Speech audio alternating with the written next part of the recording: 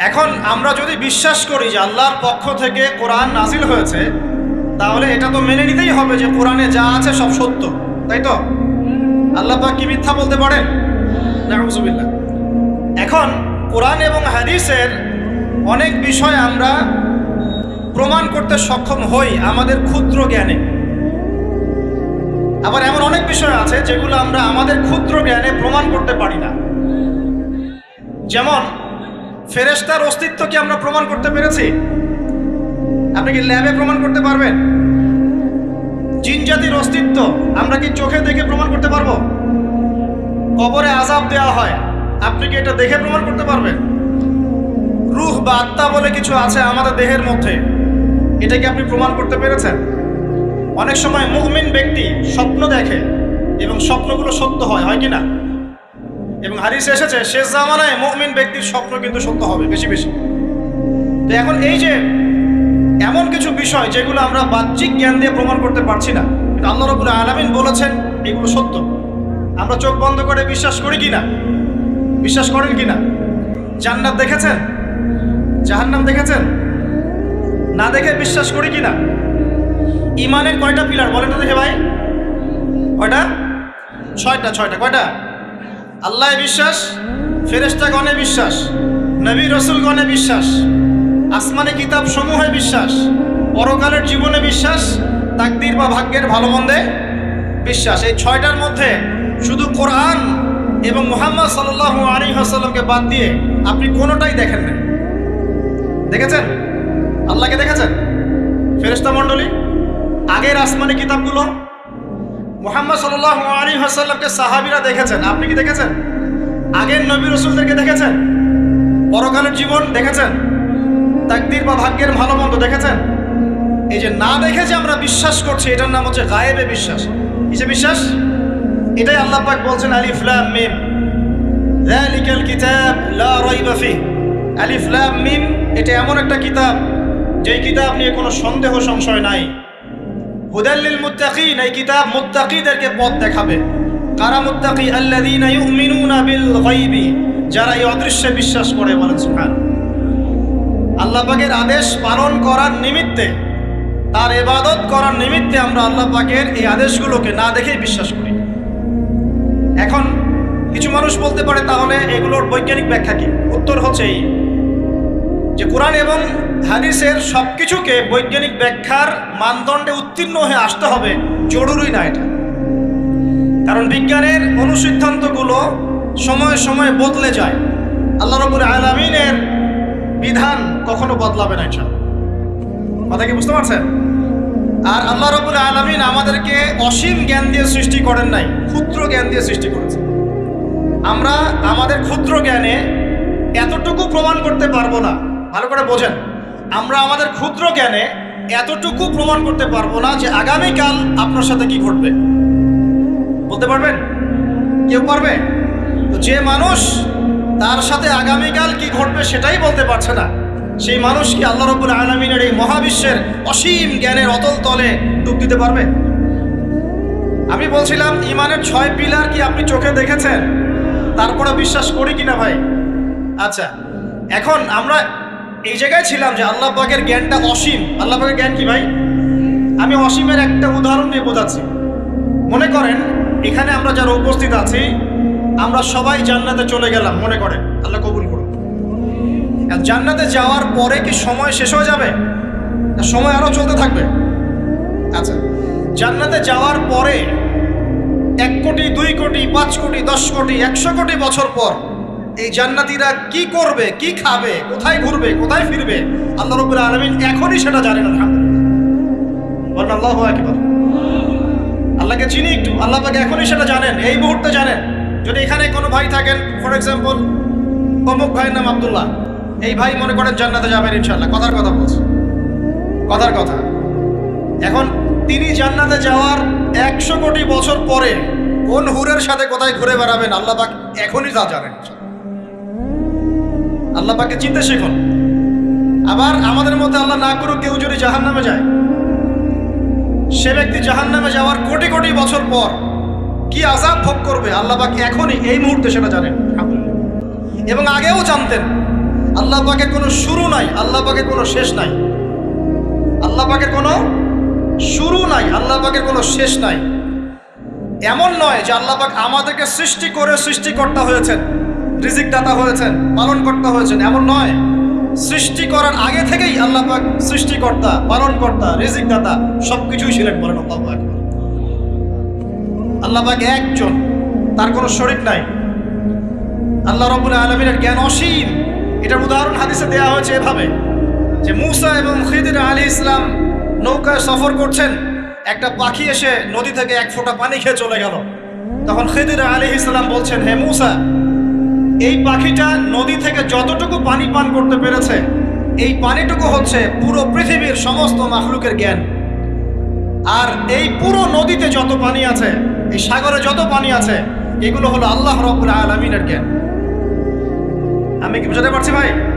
এখন সেই আল্লাহ রাব্বুল আলামিন যখন কোনো বিষয়কে সত্য বলবেন, সেটা সত্য কিনা? আল্লাহ পাক এখন বলছেন, আমি জিন আর মানব জাতিকে শুধু আমার ইবাদত করার জন্য সৃষ্টি করেছি, তার মানে জিন সত্য কিনা? আচ্ছা, একটু বলে দেই, মানুষের মধ্যে যেমন ভালো মন্দ আছে, জিন জাতির মধ্যেও কি আছে? ভালো মন্দ আছে। দুষ্ট জিন মানুষের ক্ষতি করার চেষ্টা করে। কি করে ভাই? এবং দিন দিন কিন্তু এর প্রভাবটা বাড়ছে। তো এখান থেকে বাঁচার জন্য কিছু প্রোটেকশন আগে বলে দেই, তারপর সামনে যাই। প্রত্যেক দিন সকালে এবং সন্ধ্যায় 3 বার করে সূরা ইখলাস পড়বেন। কুল হুয়াল্লাহু আহাদ, আল্লাহুস সামাদ, লাম ইয়ালিদ ওয়া লাম ইউলাদ ওয়া লাম ইয়াকুল লাহু কুফুয়ান আহাদ। সকালে সন্ধ্যায় কয়বার? 3 বার। আর 3 বার পড়বেন সূরা ফালাক, কুল আউযু বিরাব্বিল ফালাক, এই সূরা।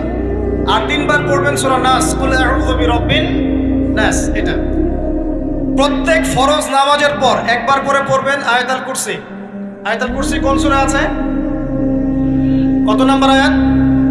মাশাআল্লাহ, 255। আল্লাহু লা ইলাহা ইল্লা হুয়াল হাইয়ুল কাইয়্যুম, এখান থেকে শেষ পর্যন্ত। আর কি করবেন? রাতের বেলা ঘুমানোর সময় পড়বেন সূরাতুল বাকারা, এর শেষের 2টা বা 3টা আয়াত। লিল্লাহি মা ফিস সামাওয়াতি ওয়া মা ফিল আরদ, এখান থেকে ফানসুরনা আলাল কওমিল কাফিরিন পর্যন্ত। নবী সাল্লাল্লাহু আলাইহি ওয়াসাল্লাম বলেছেন, রাতের বেলা কেউ যদি সূরা বাকারার শেষের এই 2টা 3টা আয়াত পড়ে ঘুমায়, সারা রাত আপনি যদি ইবাদতে থাকতেন, যে নেকি পেতেন, এটা পড়ে ঘুমানোর ফলে সেই নেকি পাবেন ইনশাআল্লাহ। এখন বলেন দেখি, কতজনের সূরা বাকারার শেষের 3টা আয়াত মুখস্থ আছে? মাশাআল্লাহ। এখন বলেন আমাকে, আল কোরআনের আলো ঘরে ঘরে কি জ্বলবে? বলেন। শোনেন, আমার কথা রাগ করেন না। আমরা তো সবাই চাই যে আল্লাহর কোরআন আল্লাহর জমিনে প্রতিষ্ঠা লাভ করুক, চাই কি না? তাহলে সবার আগে নিজের মধ্যে কোরআন কায়েম করতে হবে। কোথায়? আগে নিজের উপর কোরআন কায়েম করুন, নিজের উপর সুন্নাহ কায়েম করুন, নিজের উপর দিন কায়েম করুন। ইনশাআল্লাহ দিন ঘরে ঘরে পৌঁছে যাবে। প্রত্যেক ঘরের মানুষ এই নিয়াত করতে পারি কি ইনশাআল্লাহ যে আমরা সবাই কোরআন পড়া শিখবো ইনশাআল্লাহ? কোরআনের বাছাই করা কিছু আয়াত অন্তত মুখস্থ করবো ইনশাআল্লাহ। পুরা কোরআন তোমাদেরকে মুখস্থ করতে বলছি না, হয়তো অনেকে পারবে না, যারা পেরেছে তারা সৌভাগ্যবান, আলহামদুলিল্লাহ। কমপক্ষে সূরা বাকারার শেষের 3টা আয়াত পারবো না ভাই? আয়াতুল কুরসি পারবো না? সূরা ফালাক, সূরা নাস, সূরা ইখলাস, সূরা কাফিরুন, সূরা হাশরের শেষের 3টা আয়াত, সূরা কাহাফ এর প্রথম 10 শেষ 10 আয়াত, সূরা কাহাফ প্রথম 10 শেষ 10 আয়াত, সূরা সফফাত এর প্রথম 10 আয়াত, সূরা আর রহমান, সূরা ইয়াসিন, সূরা মুলক। এই যে কমন জিনিসগুলো, এগুলো মুখস্থ করতে পারবো না ভাই ইনশাআল্লাহ? আল্লাহ পাক সবাইকে তৌফিক দান করুন, বলি আমিন। আর এখন যারা বিয়ে শাদী করেন নাই, নিয়াত করেন যে আপনাদের ঘরে যে সন্তান আসবে, আচ্ছা সন্তানের আগে বউয়ে আসে নাকি? আচ্ছা, যারা বিয়ে শাদী করেন নাই, নিয়াত করেন দিনদার, মুত্তাকি, পরহেজগার, কোরআনওয়ালা মেয়ে ছাড়া বিয়ে করার দরকার নেই। বাস বাস বাস বাস বাস। শোনেন, এর মানে এই নয় যে খালি মাদ্রাসার মেয়েদেরকে বিয়ে করবেন, বরং এমন অনেক দিনী বোন আছেন আমাদের স্কুল কলেজ ইউনিভার্সিটিতে পড়েন, তারা অনেক বেশি দিন চর্চা করেন। মাশাআল্লাহ। আমি বলেছি কোরআনওয়ালা দিনদার পর্দাশীল নারী বিয়ে করবেন। এবং দ্বিতীয় নিয়াত করেন, যে সন্তানই হবে কমপক্ষে একটা সন্তানকে হাফেজে কোরআন বানাবেন ইনশাআল্লাহ, একটা সন্তানকে আলেম বানাবেন ইনশাআল্লাহ। আপনার মেয়ে হলে সেই মেয়েকে আয়েশা রাদিয়াল্লাহু আনহার মতো বানান ইনশাআল্লাহ। আপনার ছেলে হলে আপনার ছেলেকে আবু বকর, ওমর, ওসমান, আলী রাদিয়াল্লাহু আনহুম আজমাইন তাদের আদর্শে করে তোলেন ইনশাআল্লাহ। পারা যাবে না ভাই? যখন ঘরে ঘরে কোরআনওয়ালা মানুষ তৈরি হবে না, আল্লাহর জমিনে আল্লাহর দ্বীন এমনি প্রতিষ্ঠা হয়ে যাবে ইনশাআল্লাহ। বাতিল কোন দিক পালিয়ে যাবে ঠিক নাই। সবকিছু শেষ আছে না বলেন তো? সব কিছু শেষ আছে। নমরুদ আছে না নাই? দুনিয়াতে আছে। মানুষ তার নামও স্মরণ করে। যখন সে দুনিয়া ছিল মনে হচ্ছিল দুনিয়াটাই তার, তখন মনে হচ্ছিল কি দুনিয়াটাই নমরুদের। ফেরাউন দুনিয়া আছে না নাই? আছে। তার নামও কি মানুষ স্মরণ করে? যখন ফেরাউনের রাজত্ব ছিল, যুগ ছিল, তখন মনে হতো যে পুরো দুনিয়াটাই ও। কথা বুঝতে পারছেন না? এরকম প্রত্যেক যুগে যুগে। আজ জাতির নাম শুনেছেন? আজ জাতি এই তাল গাছের সমান লম্বা চওড়া ছিল এক একজন। বিশ্বাস করছেন না? তাল গাছের সমান লম্বা চওড়া ছিল এবং পাহাড় কেটে কেটে তারা বাড়িঘর নির্মাণ করত। তাদের কাছে আল্লাহ পাক নবী হিসেবে পাঠিয়েছিলেন হুদ আলাইহিস সালামকে। কোন নবী? সূরা হুদ পড়ে দেখবেন। আপনি যদি কবিতা, সাহিত্য, ছন্দ এগুলো পছন্দ করেন তাহলে সূরা হুদ আপনার জন্য। সুবহানাল্লাহ। আপনি যদি কবিতা, সাহিত্য, ছন্দ, বালাগাত পছন্দ করেন, সূরা আর রহমান আপনার জন্য, সূরা হুদ আপনার জন্য, সূরা শুআরা এগুলো আপনার জন্য। এত চমৎকার কাব্যিক বিন্যাস আছে, মানে কবিতার ছন্দে ছন্দে উপন্যাস ব্যাখ্যা করা হয়েছে। সুবহানাল্লাহ। মানুষ তো কোরআনকে মূল্যায়ন করে না। আমি লাস্ট জুমার খুতবার একটা লেকচারে বলেছিলাম, সূরা ইউসুফ, এই যে এখন সারা বিশ্বে অর্থনীতি নিয়ে যে কত কথা হচ্ছে, অর্থনৈতিক সংকট, এইটা সেটা বলা হচ্ছে না, সবার ঘরে ঘরে এগুলো আলোচনা হয় তো মাশাআল্লাহ।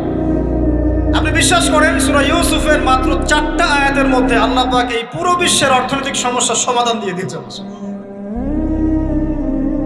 বলে দেব কি সমাধান? পরে বলছি। আগে আপনাদের এই পয়েন্টটা শেষ করি। ঘরে ঘরে কোরআনওয়ালা মানুষ তৈরি হবে তো ইনশাআল্লাহ। আল্লাহ কবুল করুন, বলি আমিন। কোরআনের এই বিশেষ সূরাগুলো মুখস্থ করতে পারবো তো ইনশাআল্লাহ ভাই? এগুলো নিয়মিত চর্চা করলে আপনাকে দুষ্ট জিন, জাদু, বদনজর এগুলো গ্রাস করবে না ইনশাআল্লাহ। আরেকটা বইয়ের নাম বলে দেই, বই কিনবেন। আমি যে প্রত্যেকটা লেকচারে একটা একটা করে 2টা করে বইয়ের নাম বলি, বইগুলো কিনবেন আল্লাহর রাস্তায়। আজকে শুধু একটা বইয়ের নাম বলবো না, আজকে আমি এমন একজন রাইটারের নাম বলে দিব যে রাইটারের সবগুলো বই বাসায় কিনবেন আপনারা ইনশাআল্লাহ। যদি আপনি এই রাইটারের, এই আলেমের সবগুলো বই বাসায় রাখতে পারেন এবং চর্চা করতে পারেন, ইনশাআল্লাহ আপনি সিরাতুল মুস্তাকিমেই থাকবেন ইনশাআল্লাহ। আমি আপনার জিম্মেদার হচ্ছি ইনশাআল্লাহ। যদি আপনি পথভ্রষ্ট না হয়ে যান, এই বইগুলোতে এত চমৎকার করে গাইডলাইন দেওয়া আছে, আপনি ইনশাআল্লাহ সঠিক পথেই থাকবেন। নামটা বলে দিব, সবার প্রিয় আলেম, পুরো বিশ্বের, শুধু বাংলাদেশের নয়, অন্যতম একজন প্রিয় আলেম, বিদগ্ধ আলেমে দ্বীন আল্লামা মুফতি তকি উসমানী দামাত বারাকাতুহু। নাম শুনেছেন? এটা তো শুনেছেন? আচ্ছা, তার অনেক বই আছে, প্রায় 200, 300, 400। সবগুলা বই বাসায় কিনবেন ইনশাআল্লাহ। ইবাদত নিয়ে বই আছে, মুআমালাত নিয়ে বই আছে, তাসাউফ নিয়ে বই আছে, জিকির নিয়ে বই আছে, অর্থনীতি নিয়ে বই আছে, ওয়ার্ল্ড অ্যাফেয়ার্স নিয়ে বই আছে, প্রতিটা সাবজেক্ট ধরে ধরে বই আছে। কোথায় পাবেন? এই তো অনলাইনে অনেক বুকশপ আছে না, এগুলোতে পাবেন। বাংলা বাজারে ঢাকায় পাবেন। এগুলো অনুবাদ হয়ে গেছে আলহামদুলিল্লাহ। এবং বাংলাদেশে অনেক স্টুডেন্ট আছে তার হাতে গড়া। তাদের ইলম, তাদের আমল, তাদের আখলাক দেখলে পরকালকে চেনা যায় মাশাআল্লাহ। বই কিনতে পারবেন তো একটু ইনশাআল্লাহ? আরে ভাই, ইউনিভার্সিটির ক্যান্টিনে বসলেই তো 100 টাকা শেষ হয় আপনার। আর ক্যান্টিনে যদি বোরখাওয়ালা কাউকে নিয়ে বসেন তাহলে তো শেষ। এখন সহি প্রেম করে মানুষ। এক ভাই প্রশ্ন করেছে সেদিন, কালকেই, যে সে দিনের পথে ফিরে এসেছে কিন্তু তার গার্লফ্রেন্ডকে ভুলতে পারে না। তো বলছে, ভাই তাকে দাওয়াত দেওয়ার খাতিরে হলেও কি ফোনে কথা বলা যাবে? কি উত্তর দিব বলেন? আপনি পবিত্র হতে যাচ্ছেন কিনা? পবিত্র হতে যাচ্ছেন, পবিত্র পথে আসতে যাচ্ছেন, তাহলে অপবিত্র পথে আবার কেন ফিরে যাবেন? এগুলো কি হালাল না হারাম? আল্লাহ পাক বলেছেন, লা তাকরাবু জিনা, জিনার ধারের কাছেও যেও না, ধারের কাছেও যেও না। দেখেন, এই একই কথা আল্লাহ পাক আদম এবং হাওয়া আলাইহিস সালামকে এইরকম শব্দে বলেছিলেন, ওয়ালা তাকরাবা হাযিহি শাজারা, তোমরা এই গাছের ফল খেও না এমন নয়, তোমরা এই গাছের কাছেও যেও না। আমার কথা কি বুঝতে পারছেন? মানে এই বাঁশ অতিক্রম করে এসো না এমন নয়, এই বাঁশের কাছেও বসবা না। বুঝতে পারছেন কথা? একইভাবে আল্লাহ বলছেন ওয়ালা তাকরাবু জিনা, তোমরা জিনা করো না এমন নয়, জিনার কাছেও। ফিজিক্যাল রিলেশন তো অনেক দূরের কথা, হারাম। আপনি ফোনেও কথা বলবেন না, আল্লাহ পাক তৌফিক দান করেন। আপনি যদি পবিত্র থাকতে পারেন ইনশাআল্লাহ তাআলা আল্লাহ পাক আপনাকে আপনার উপযুক্ত পাত্রী দিবেন ইনশাআল্লাহ। আর যদি আপনি পবিত্র থাকতে না পারেন, এমন হতে পারে হয়তো আপনি পবিত্র কাউকে পান নাই, হতে পারে কিনা? আচ্ছা প্রিয় ভাইয়েরা, বইটা কিনবেন, বইটার নাম, দোয়ার বইটার নাম হলো হিসনুল মুসলিম। কি নাম? হিসনুল মুসলিম। যদি কিনতে না পারেন ওই যে প্লে স্টোরে ঢোকেন, প্লে স্টোরে ঢুকে দেখবেন যে একটা অ্যাপস আছে হিসনুল মুসলিম। এখানে যতগুলো দোয়া আছে সবগুলো দোয়া আগামী 1 বছরের মধ্যে মুখস্থ করবেন। রাজি আছেন কিনা? আর এখানে সকাল সন্ধ্যায় পড়ার জন্য কিছু দোয়া আছে, সকাল সন্ধ্যায় পড়ার। এই দোয়াগুলো আল্লাহর ওয়াস্তে মুখস্থ করবেন, পারবেন ইনশাআল্লাহ? আল্লাহ তৌফিক দান করবেন। আমি আর একটা আমল বলে দিব, তারপর সামনে যাব। সেটা হলো 5 ওয়াক্ত নামাজ তো পড়েন মাশাআল্লাহ, নাকি? কারা কারা নামাজ 5 ওয়াক্ত পড়েন হাত তোলেন দেখি। আলহামদুলিল্লাহ মাশাআল্লাহ, হাত নামান। আর যারা নামাজ পড়েন না তাদেরকে আমি একটা হাদিস শোনাবো, একটা হাদিস শুনবেন। নবী সাল্লাল্লাহু আলাইহি ওয়াসাল্লাম বলেছেন, قال النبي صلى الله عليه وسلم بين العبد وبين الكفر والشرك ترك الصلاة। আল্লাহ পাকের বান্দা আর একজন কাফের মুশরিকের মধ্যে পার্থক্যই হচ্ছে নামাজ। আল্লাহ পাকের বান্দা মানে মুমিন মুসলিম এবং একজন কাফের মুশরিকের মধ্যে পার্থক্য কি? মান তারাকা সালাতান মুতাআম্মিদান ফাকাদ বারিয়াত মিন যিম্মাতিল্লাহ। কেউ যদি ইচ্ছাকৃতভাবে তার উপর ফরজ নামাজকে ছেড়ে দেয়, সে যেন আল্লাহ পাকের জিম্মেদারি থেকে মুক্ত হয়ে গেল। অন্য হাদিসে আছে মান তারাকা সালাতান মুতাআম্মিদান ফাকাদ কাফার। কেউ যদি ইচ্ছা করে নামাজ ছেড়ে দেয়, সে ব্যক্তি কুফরি করতে পারে। নাউজুবিল্লাহ। আমরা কি কুফরি করতে চাই নাকি ভাই?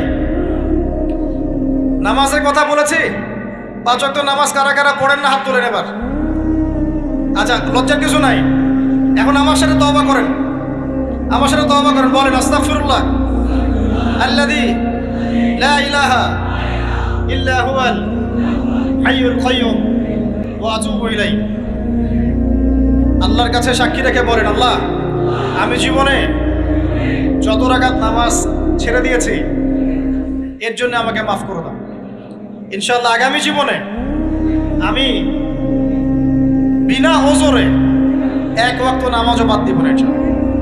রাজি আছেন ইনশাআল্লাহ? বাস এই একটা নসিহত যদি আজকে আপনারা আমল করতে পারেন ইনশাআল্লাহ আজকের মাহফিল সফল। পারা যাবে?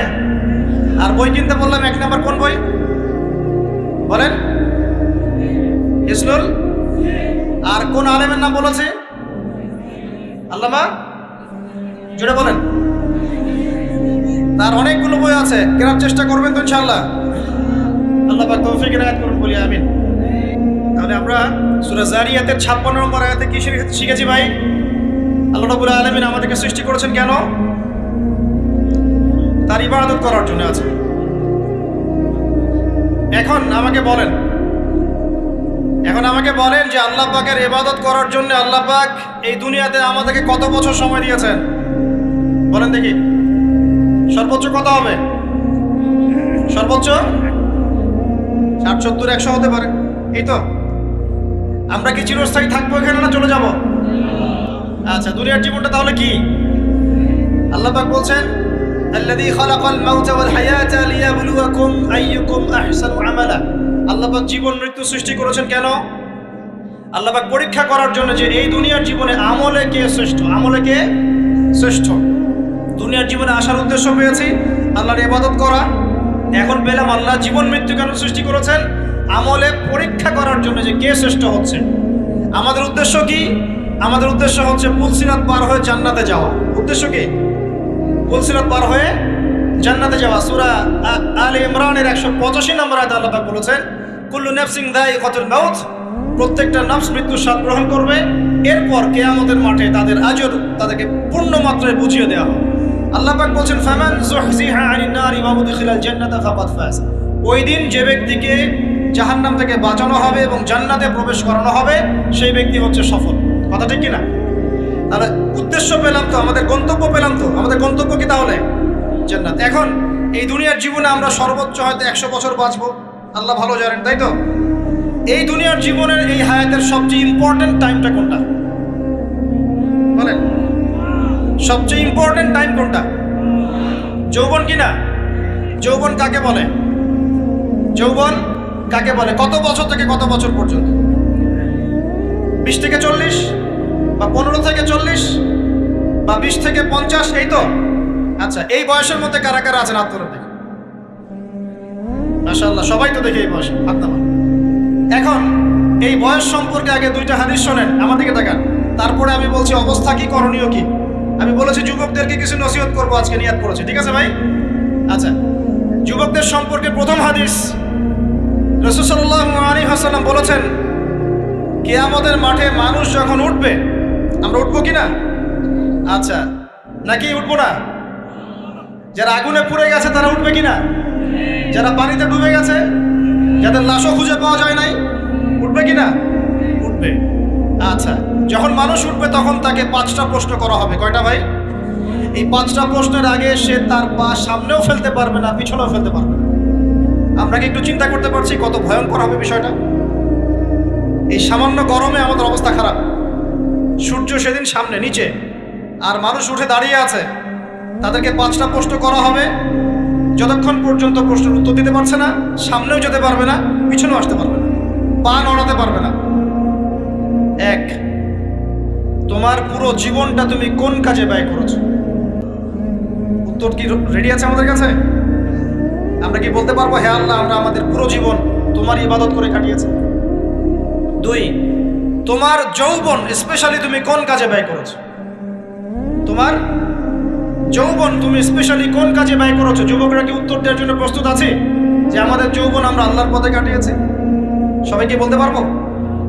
3 নাম্বার, তোমার রিজিকের উৎস কি ছিল? কোন পথে সম্পদ অর্জন করেছো? 4 নাম্বার, কোন পথে সম্পদ ব্যয় করেছো?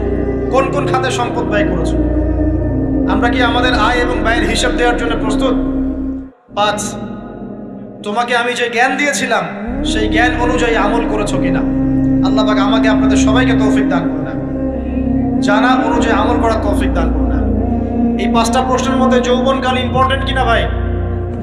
গুরুত্বপূর্ণ কিনা? মাথায় রাখি। সামনে একটা হাদিস শুনুন, রাসূল সাল্লাল্লাহু আলাইহি ওয়াসাল্লাম বলছেন যে এই কিয়ামতের মাঠেই 7 শ্রেণীর মানুষকে আল্লাহ পাক বিশেষ মেহমানদারির ব্যবস্থা করবেন, আরশের ছায়ায় ছায়া দিবেন ইনশাআল্লাহ। কোথায় ছায়া দিবেন? ওই দিন এই ছায়া ছাড়া অন্য কোনো ছায়া থাকবে না। নবী সাল্লাল্লাহু আলাইহি ওয়াসাল্লাম বলছেন তার মধ্যে প্রথম শ্রেণী হচ্ছে ইমামুন আদিল, ন্যায়পরায়ণ শাসক। ন্যায়পরায়ণ, আচ্ছা, ন্যায়পরায়ণ শাসকের একটা এক্সাম্পল দেই। মক্কার জাহেলি যুগে সাহাবীরা ঈমান নিয়ে এসেছেন, বাস তাদের উপর নির্মম নির্যাতন শুরু হয়ে গেছে, আবু জেহেল, আবু লাহাব, উতবা, শায়বা। তখন সাহাবীরা আল্লাহ রাসূলের কাছে এসে বলছেন, ইয়া রাসূলুল্লাহ, আপনি একটু বদদোয়া করেন, তাদের উপর বদদোয়া করেন, আমরা তো আর পারছি না। নবী সাল্লাল্লাহু আলাইহি ওয়াসাল্লাম বললেন, তোমরা মক্কা থেকে হিজরত করে হাবাসায় চলে যাও। কোথায়? হাবাসা। হাবাসা মানে হচ্ছে আবিসিনিয়া। আবিসিনিয়া মানে এখনকার ইথিওপিয়া, ইরিত্রিয়া। নাম শুনেছেন কি? বিশেষ কোচিং তো করছেন অনেকে। আফ্রিকা মহাদেশের একটা ছোট্ট দেশ ইরিত্রিয়া, ওখানে চলে যাও। তখন বলেছিলেন তিনি হাবাসায় চলে যাও। সাহাবীরা জিজ্ঞাসা করছেন হাবাসায় কেন? নবী সাল্লাল্লাহু আলাইহি ওয়াসাল্লাম বলছেন সেখানে একজন খ্রিস্টান ন্যায়পরায়ণ শাসক আছেন যার রাজ্যে কেউ জুলুমের শিকার হয় না। কি বললাম বলেন তো? হাবাসা কে আছেন? একজন মুসলিম না খ্রিস্টান? খ্রিস্টান ন্যায়পরায়ণ শাসক আছেন যার রাজ্যে কেউ জুলুমের শিকার, মুসলমান নন এমন একজন শাসকের প্রশংসা করে আমাদের নবীজি বললেন তার রাজ্যে কেউ জুলুমের শিকার হয়। সুবহানাল্লাহ। সাহাবীরা সেখানে হিজরত করলেন, নেতৃত্ব দিয়েছেন জাফর বিন আবি তালিব রাদিয়াল্লাহু আনহু। সেই সাহাবী বাদশা নাজাশী, তার নাম ছিল বাদশা নাজাশী, তার সামনে দাঁড়িয়ে সূরা মারিয়াম তেলাওয়াত করেছিলেন। ওই সূরা মারিয়ামে ইয়াহইয়া, জাকারিয়া, ঈসা, তার মা, এই গল্প ঘটনাগুলো আছে। এই সূরার তেলাওয়াত শুনে বাদশা নাজাশীর চোখ দিয়ে পানি পড়তে পড়তে দাড়ি ভিজে গিয়েছে। সুবহানাল্লাহ। শেষে তিনি ঈমান নিয়ে আসেন, মুসলমান হন, আলহামদুলিল্লাহ। আমাদের নবীজি তার জানাজার নামাজ পড়েছিলেন, আমাদের নবীজি তার গায়েবানা জানাজার নামাজও পড়েছেন। বলে সুবহানাল্লাহ। এখানে একটা পয়েন্ট খালি বলতে চাই, একজন অমুসলিম শাসক সম্পর্কে আমাদের নবীজি মন্তব্য করেছিলেন তার রাজ্যে কেউ জুলুমের শিকার হয় না। আর আজকের দিনে সারা বিশ্বের কোনো কোনো ক্ষেত্রে মুসলিম শাসকদের ব্যাপারেও এই কথা বলা যায় না যে তার রাজ্যে কেউ জুলুমের শিকার হয়। আল্লাহ পাক বলছেন আরশের ছায়া আমি ছায়া দিব 7 শ্রেণীর মানুষকে। কয় শ্রেণী? তার মধ্যে প্রথম শ্রেণী হচ্ছে ইমামুন আদিল, ন্যায়পরায়ণ শাসক। আল্লাহ পাক আমাদের সমস্ত শাসকদেরকে ন্যায়পরায়ণ হওয়ার তৌফিক দান। 2 নাম্বার, সেই যুবককে আমি সেখানে আশ্রয় দিব যেই যুবক তার যৌবনকালটা আল্লাহর পথে কাটিয়ে দিয়েছে। এবার কি হাদিসটা আপনি পেয়েছেন? এর আগের হাদিস কি শুনলেন? পা নড়াতে পারবেন না যতক্ষণ পর্যন্ত এই প্রশ্নের উত্তর না দিচ্ছেন যৌবনকাল কোন পথে ব্যয় করেছেন। এখন যদি আল্লাহর পথে ব্যয় করেন তাহলে আরশের ছায়া ছায়া পাচ্ছেন আলহামদুলিল্লাহ। বাকিগুলো কারা কারা একটু বলে দেই। 3 নাম্বার হচ্ছে সেই ব্যক্তি যে একজন আরেকজনকে মহব্বত করে, এক ব্যক্তি আরেক ব্যক্তিকে মহব্বত করে শুধুমাত্র আল্লাহর সন্তুষ্টির জন্য।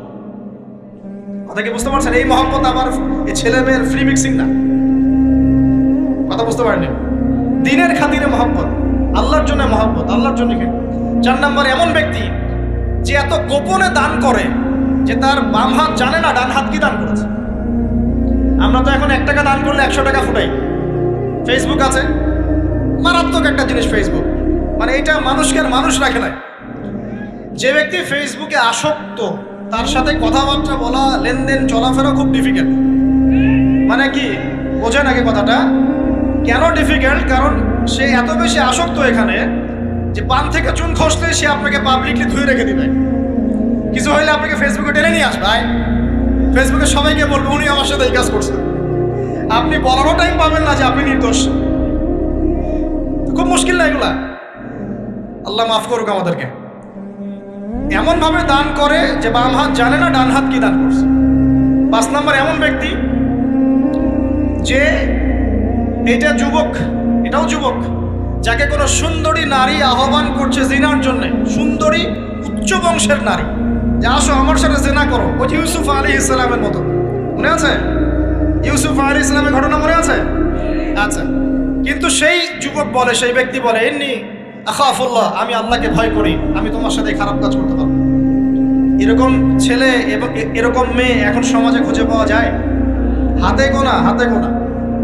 আপনি অনলাইন ঘাটাঘাটি করেন, গুগল করেন, ক্রস চেক করেন, দেখবেন বাংলাদেশের 25 বছরের কম বয়সী ছেলে আর মেয়েদের জেনার হার কত আপনি বের করে দেন। 25 বছরের কম যে যুব সমাজ আমাদের সামনে আছে তাদের মধ্যে কত % যুবক এখন পর্যন্ত ফিজিক্যাল সম্পর্ক করেনি কারোর সাথে, আপনি খুঁজে বের করতে পারেন। শুধু ছেলেদের ক্ষেত্রে এটা নয়, মেয়েদের ক্ষেত্রেও আছে। এই যে অনার্স লাইফ পার করার আগেই বহু মেয়ে সতীত্ব নষ্ট করে ফেলছে, বহু ছেলে সতীত্ব নষ্ট করে ফেলছে। কথাগুলো কি রাগ করছেন? আমি আপনাদের ভাই এবং আমি আপনাদেরকে মহব্বত করি। আমরা জেনার পথে যাব না, আমরা হালাল সম্পর্কে থাকবো ইনশাআল্লাহ। যখন আপনি জেনায় চলে যাবেন আপনার কলব থেকে আল্লাহর নূর নষ্ট হয়ে যাবে। এটা এমন একটা পাপ যেটা করার পর মানুষ আল্লাহর সামনে মাথা তুলে দাঁড়াতে পারে না, লজ্জায় চোখ নেমে যায়, ইবাদতে স্বাদ পায় না। যখন হারাম সম্পর্কে, ফ্রি মিক্সিং, এগুলোতে মানুষ থাকে, ইবাদতে মানুষ স্বাদ পায় না। দিনের পর দিন ইবাদত করে মনোযোগ আসে না, মন লাগে না, চোখ দিয়ে একটু পানি বের হয় না, আল্লাহর জন্য কাঁদতে পারে না, কারণ মনের মধ্যে তো নূর নাই। আর যখন একটা মেয়ে বেপরদায় থাকে, অনেক ইবাদত করলেও তার এই বেপরদায় থাকার কারণে সমাজের বহু মানুষের চোখের জেনা হয়ে যায়। এতে করে ওই সব মানুষের পাপের ফল এই মেয়েটাকে ভোগ করতে হয় এবং মানুষের চোখের বদনজর লাগে, ওই মেয়ে অসুস্থ হয়ে পড়ে মানসিকভাবে, শারীরিকভাবে। আমি আমাদের যুবক ভাই এবং যুবক বোনদেরকে রিকোয়েস্ট করব, আল্লাহর ওয়াস্তে চরিত্রটাকে পবিত্র রাখার চেষ্টা করুন। আল্লাহ পাক তৌফিক দান করবেন। এই যুবককে আল্লাহ পাক আরশের ছায়া ছায়া দিবেন যে একটা মেয়েকে পেয়েও আল্লাহর ভয় তাকে ভোগ করে নাই। আল্লাহ পাক এরকম যুবক ঘরে ঘরে তৈরি করুন। তাহলে কি করবেন ভাই? হালাল উপার্জনের ব্যবস্থা করবেন, ব্যাস সরাসরি বিয়ে করে ফেলবেন। পরিবারকে বোঝানোর চেষ্টা করবেন, না বুঝলে আন্দোলন শুরু করবেন যে আমি জেনা করতে চাই না, আমি বিয়ে করতে চাই, বিয়ে আমার দেওয়ানি লাগবো, এরকম। ব্যাস তারপর দেখবেন বাপ মা কেমন করে বিয়ে না দেয়। আল্লাহ সাহায্য করবে ইনশাআল্লাহ। আল্লাহ আমাদের যুবক ভাইদেরকে চরিত্র হেফাজত করার স্বার্থে বিয়েকে সহজ করে দিন। আমি আবার কাউরে নিয়ে পালায় যায় না, ওই কাজ করতে যায় না কিন্তু আবার, ঠিক আছে? কারণ এভাবে কোর্টে গিয়েও যদি একটা মেয়ে বিয়ে করে, এই বিয়ের জায়েজ না জায়েজ নিয়ে অনেক কথা আছে। অতএব এইসব ঝুঁকির মধ্যে যাবেন না, বাসায় বোঝানোর চেষ্টা করবেন। আর এক শ্রেণীর ব্যক্তি আছে যাদেরকে আল্লাহ পাক আরশের ছায়া ছায়া দিবেন। তারা কারা? যারা গোপনে আল্লাহকে স্মরণ করে কাঁদতে পারে। বলে সুবহানাল্লাহ। এখন এই দুটো হাদিসের মধ্যে যুবকদের অবস্থান কি পেয়েছেন? আচ্ছা, আরেকটা শোনাই এবার। নবী সাল্লাল্লাহু আলাইহি ওয়াসাল্লাম বলেছেন, 5টা জিনিস আসার আগেই 5টা বিষয়কে মূল্যায়ন করো। 1, তোমার বার্ধক্য আসার আগেই তোমার যৌবনকে মূল্যায়ন করো। যৌবনের গুরুত্ব পেলেন তো এবার? তোমার মৌত আসার আগেই তোমার জীবনকে মূল্যায়ন করো। অসচ্ছলতা আসার আগেই সচ্ছলতাকে মূল্যায়ন করো। অসুস্থতা আসার আগেই সুস্থতাকে মূল্যায়ন করো। এবং এই যে কথাটা বললাম যে তোমার বার্ধক্য আসার আগেই যৌবনকালটাকে মূল্যায়ন করো, এই হাদিসগুলোর মধ্যে আমরা সংক্ষিপ্ত পরিসরে যৌবনকালের গুরুত্ব পাচ্ছি কিনা ভাই? এখন এই যৌবনকালটা আমাদের কাটানো উচিত আল্লাহ পাকের ইবাদতের মধ্য দিয়ে। এই যৌবনকালটা আমাদের কাটানো উচিত কয়েকটা বিষয়ের মধ্য দিয়ে। তার মধ্যে আমি 10টা পয়েন্ট আপনাকে বলবো। কয়টা ভাই? 10টা। 1, এই যৌবনকালে সবার আগে আমাদের কর্তব্য হচ্ছে দ্বীনের ইলম অর্জন করা। কি করা ভাই? দ্বীনের ইলম অর্জন বলতে আমি কি বোঝাচ্ছি? দ্বীনি ইলম অর্জন বলতে আপনাকে আমি বোঝাচ্ছি যে কমপক্ষে কোরআনটুকু তেলাওয়াত করতে শিখুন, হাদিসগুলো পড়তে শিখুন, ইসলামী বইপত্র পড়াশোনা করুন, পাশাপাশি জেনারেল সাবজেক্টগুলোও পড়াশোনা করুন। এদিকে আপনি এগিয়ে যান, এদিকেও এগিয়ে যান, দুই দিকে আগাতে থাকেন। এর পাশাপাশি বরেণ্য ওলামায়ে কেরামদের সোহবতে থাকার চেষ্টা করেন। যারা রিনাউন্ড এবং বরেণ্য ওলামায়ে কেরাম, তাদের সোহবতে থাকার চেষ্টা করেন। ইলম অর্জনের অনেক ধাপ আছে। শুরু করেন কোরআন তেলাওয়াত দিয়ে, তারপরে আস্তে আস্তে হাদিসে যান, কোরআনের তাফসিরে যান, ইতিহাস পড়েন, ইসলামের ইতিহাস পড়েন, ইসলামিক অর্থনীতি পড়েন, রাসূলের জীবনী সিরাত পড়ে দেখেন, ইসলামিক ফিকহের বইগুলো পড়ে দেখেন। আস্তে আস্তে গ্র্যাজুয়ালি আপনি সামনে যান। এই সিলেবাসটা আপনি কোত্থেকে পাবেন? এই সিলেবাসটা দেখবেন প্রত্যেক জেলায় জেলায় বরেণ্য কওমি ওলামায়ে কেরাম আছেন না, তাদের সাথে পরামর্শ করবেন, আপনাকে সুন্দর সিলেবাস করে দিবে ইনশাআল্লাহ। এইভাবে আপনি পড়াশোনা করবেন এবং ওস্তাদের সাথে থেকে পড়াশোনা করবেন। একা একা সব কিছু করা যায়? একা একা সব কিছু করা যায় না। একটা সিলসিলা লাগে, একটা ওস্তাদের সোহবত লাগে নাকি? একা একা কি কোরআন সুন্নাহ সব বুঝে ফেলতে পারবেন আপনি? তাই মনে হয়? কখনোই না। অতএব বরেণ্য আলেমদের সোহবতও লাগবে, আবার আপনার চেষ্টাও লাগবে। আল্লাহ পাক তৌফিক দান করুন। এই যৌবনকালের প্রথম কাজ কি ভাই? ইলম অর্জন করা। 2 নম্বর, এই যৌবনকালে আমরা যে পরিমাণ ফিজিক্যালি ফিট থাকি, শরীরে শক্তি থাকে, উদ্যম থাকে, আমাদের বয়সটা 40-50 হয়ে গেলে সেটা থাকবে না। থাকবে? অতএব এই যৌবনকালে বেশি বেশি ইবাদত করতে থাকেন। আল্লাহ পাক তৌফিক দান। এই যৌবনকালে 5 ওয়াক্ত নামাজ তো পড়বেনই, এর পাশাপাশি নফল নামাজগুলো পড়ার চেষ্টা করবেন। এর পাশাপাশি আপনি চেষ্টা করবেন তাহাজ্জুদের ওয়াক্তে একটু নামাজ পড়ার জন্য, কমপক্ষে 2 রাকাত, কমপক্ষে 2 রাকাত, অ্যাটলিস্ট 2 রাকাত নামাজ তাহাজ্জুদের সময় পড়ার চেষ্টা করি। আল্লাহ আমাকে তৌফিক দিক, আপনাদের সবাইকে তৌফিক দান। ওই সময় আপনি যে দোয়াই করবেন আল্লাহর কাছে কবুল হবে ইনশাআল্লাহ। যে দোয়াই করবেন আল্লাহ কবুল করবেন ইনশাআল্লাহ। যদি আপনার রিজিকটা কি হয়? হালাল হয়। হারাম রিজিক দিয়ে ইবাদত কবুল হয়? হারাম রিজিকের দোয়া কবুল হয়? কবুল হয় না। 3 নাম্বার, এই যৌবনকালে আমরা রাসূলের সুন্নতের উপর বেশি আমল করবো ইনশাআল্লাহ। করা যাবে ইনশাআল্লাহ? তাহলে নিয়াত করতে পারি যে ইনশাআল্লাহ চেহারাগুলো পরিবর্তন হবে। চেহারা পরিবর্তন মানে কি? হ্যাঁ, রাখা যাবে না? এখনো গজায় নাই। প্রত্যেক সপ্তাহে আপনাকে নবীর সুন্নতের উপর এরকম করে কুরবানি এবং জবাই করতে কে বলেছে? নবী সাল্লাল্লাহু আলাইহি ওয়াসাল্লামের সুন্নতকে জবাই করাটা কি ভালো কাজ? হ্যাঁ বলেন তো। আমরা তো এমন অনেক নাপিত ভাইদেরকে চিনি যারা এই ধরনের বক্তব্যগুলো শুনে আলহামদুলিল্লাহ জীবন পরিবর্তন করেছেন। তার দোকানে লিখে দিয়েছেন এখানে চুল কাটা হয়, দাড়ি শেভ করা হয় না। খুশি হন নাই? মুসলিমদের কথা বলছি, অমুসলিমদেরকে নিয়ে আমাদের চিন্তা নাই তো? চিন্তা আছে? একটা কথা মনে রাখবেন, একটু কথাটা মনের কান দিয়ে শোনেন। দাড়ি হচ্ছে একমাত্র ভিজিবল সুন্নত। দাড়ি হচ্ছে একমাত্র ভিজিবল সুন্নত। ভিজিবল মানে কি? যা দেখা যায়। দাড়ি একমাত্র ভিজিবল সুন্নত, দৃশ্যমান সুন্নত, যেটা নিয়ে আপনি আমি কবরে যাবো ইনশাআল্লাহ। আর কোন সাইন দেখে বোঝার বুদ্ধি নাই এই ব্যক্তি কত বড় মুসলিম, কত বড় সুন্নতের পাবন ছিল। খালি কপালের সেজদার দাগ আর চেহারার দাড়ি বাকি থাকবে। কথা বুঝতে পারছেন ভাই? নিয়াত করা যায় একটু দাড়ি ছেড়ে দেব, নাকি দাড়ি রাখলে চাকরি পাবেন না? দাড়ি রাখলে মেয়ে দিবে না নাকি? যে মেয়ে দাড়ি রাখলে বিয়ে করতে চায় না তাকে বিয়ে করারও দরকার নাই। আর দাড়ি রাখলে যে চাকরি আপনাকে ছাড়তে হয় ওই চাকরিও করার দরকার। চাকরির মধ্যে সব রিজিক আপনার মনে হয়?